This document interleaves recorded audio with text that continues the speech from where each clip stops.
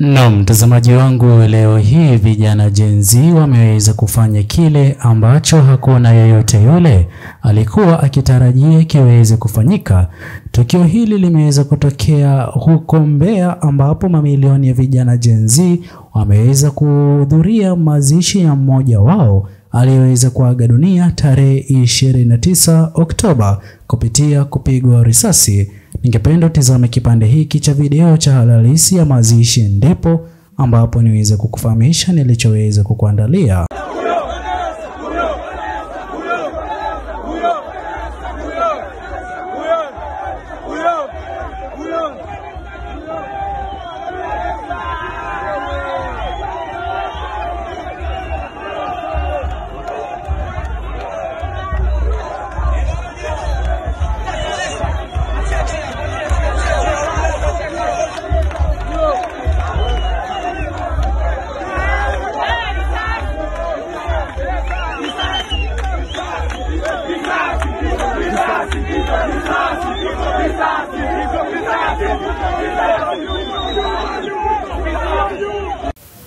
Mtazamaji wangu, ni jambo la kusikitisha mno kuona vijana Gen Z kwa staili hiyo bila uoga wote ule kujitokeza kwa ajili ya kuhudhuria mazishi ya mmoja wao aliyeweza kuaga dunia kupitia mtutu wa risasi ama bunduki. Mtazamaji wangu, kwanza kabisa tungemtakia rest in peace, pia familia yake iweze kuwa na nguvu katika kipindi hiki kigumu.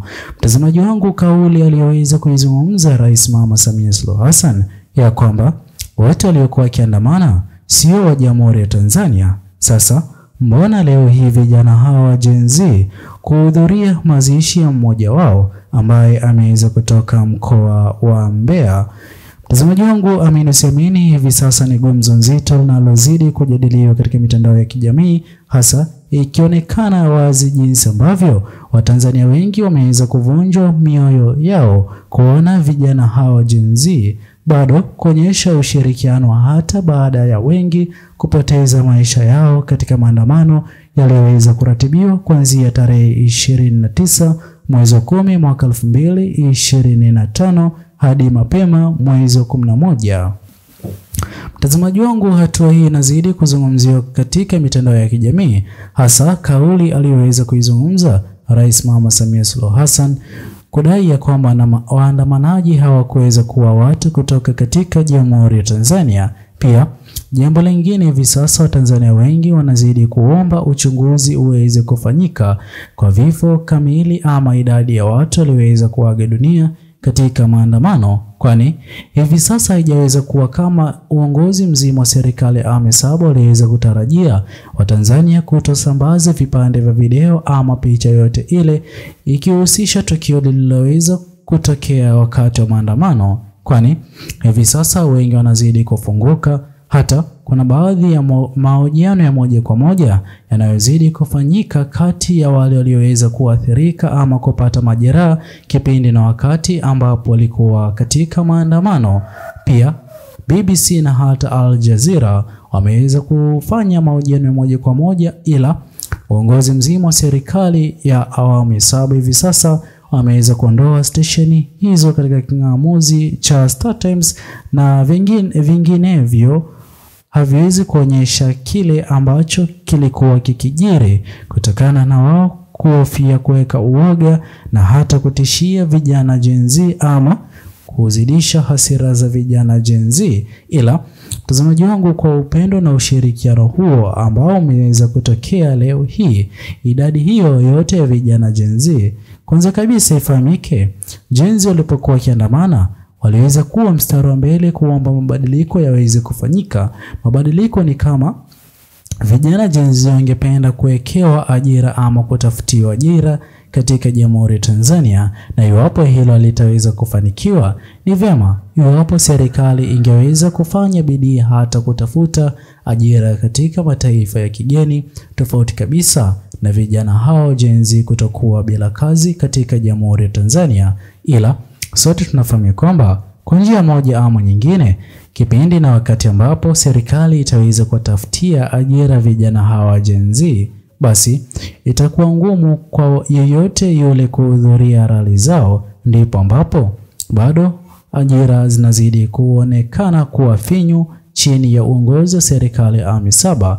Vilevile, kwa njia moja ama nyingine, vijana Gen Z walikuwa mstari wa mbele kupendekeza kuachiwa huru kwake Mheshimiwa Tundu Lissu, ila sote tunafahamu kwamba kesi yake Mheshimiwa Tundu Lissu hivi sasa inazidi kuendelea kuwa ngumu, hata tofauti kabisa na jinsi ambavyo Tanzania walikuwa wakitarajia mapema Novemba ama mwezi huu wa 11 Mheshimiwa Lissu angeweza kushinda kesi yake, ila hivi sasa kuna kile ambacho uongozi mzima wa serikali ya awamu 7 wanazidi kuogopa ushirikiano wake Mheshimiwa Tundu Lissu. Sote tunafahamu jinsi ambavyo Mheshimiwa Tundu Lissu ni kiongozi wa aina gani. Ni kiongozi ambaye hapendi ukiukaji wa haki za binadamu. Itakuwa mbaya kabisa iwapo Mheshimiwa Lissu ataweza kushinda kesi yake ya uhaini, jambo ambalo anazidi kulikataa. Hakuwa na nia kufanya hivyo katika Jamhuri ya Tanzania. Na kipindi na wakati ambapo ataweza kurudi rasmi kama mwenyekiti mkuu wa chama Chadema, ndipo ambapo aweze kuanzisha kesi mpya dhidi ya ukiukaji wa haki za binadamu kwa Gen Z wote wale ambao waliweza kuaga dunia kipindi na wakati wa maandamano ya kuomba mabadiliko kufanyika katika Jamhuri ya Tanzania.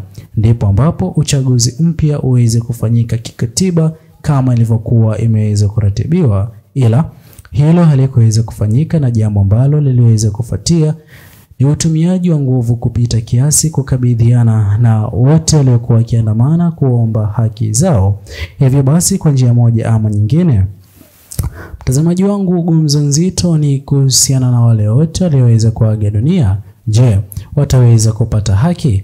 Kwa njia moja ama nyingine, huenda haki kaweza kupatikana, kwani sote tunafahamu jinsi ambavyo hivi sasa ICC imeweza kuanzisha uchunguzi rasmi kuchunguza vifo kamili ama idadi kamili ya watu walioweza kuaga dunia katika maandamano yaliyokuwa ya amani katika Jamhuri ya Tanzania ya kuomba uchaguzi uweze kusitishwa, mabadiliko yafanyike, ndipo ambapo uchaguzi ufanyike, jambo ambalo lilionekana wazi kupuuzwa na viongozi wakuu waliokuwa mamlakani. Mwisho siku tumeweza kushuhudia hasara ya mabilioni kwa viongozi walioko serikalini, watoto wa viongozi na hata baadhi ya watu mashuhuri waliokuwa wakishirikiana na viongozi wakuu wa chama cha CCM katika kampeni.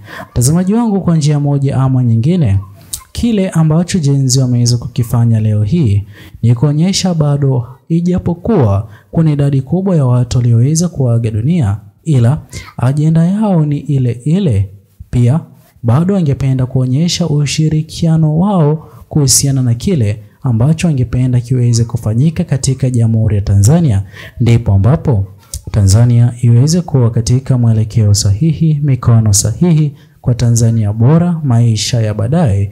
Je, mtazamaji wangu, mtazamo wako ni upi kwa kipande hicho cha video kinachoonyesha mamilioni ya vijana Gen Z kujitokeza kwa ajili ya kufanya ibada ya mwisho ama mazishi kwa Gen Z aliyeweza kuaga dunia katika maandamano ya tarehe 29 mwezi wa 10 mwaka 2025? Sisi hapa tungemtakia rest in peace, pia familia kuwa na nguvu katika kipindi hiki kigumu. Mungu alinde Gen Z na aweze kuilinda Jamhuri ya Tanzania. Tuachie maoni yako katika uwanja comment section. Bye bye until the next video.